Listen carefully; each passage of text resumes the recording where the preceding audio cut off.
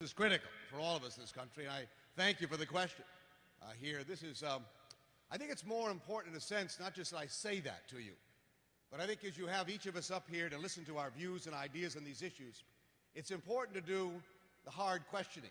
Where have you been on these issues? It's wonderful to say in front of an audience like this that absolutely I'll care about community values. But for the last 26 years, in fact 40 years, as a 22-year-old when I graduated from college, I was inspired by an American president, went off and joined the Peace Corps. I served in the island of Hispaniola, en la República Dominicana. Yo sé que algunas personas aquí que hablan español. Entonces, it was during those first years understanding the importance of community, the value of community. I learned in those years serving in the Dominican Republic that people, when they work together, can make a difference.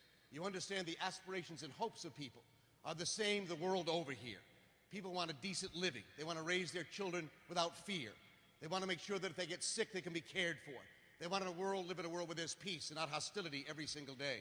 And so coming back from that Peace Corps experience and then being elected to the United States Congress in 1974 and the United States Senate in 1976, in every single action I've taken over the years, it's been on the basis of how do we come together as a community.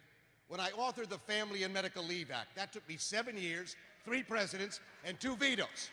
But 50 million Americans today are enjoying family and medical leave because I fought for it, because I believe in those values.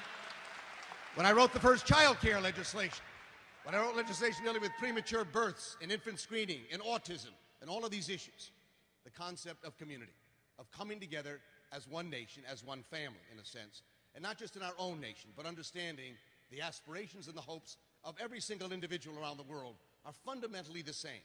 And this nation of ours has an obligation and a duty and a responsibility to not only see that we provide that kind of community value here, but also to try and engage it and promote it globally as well. Thank you so much, Senator.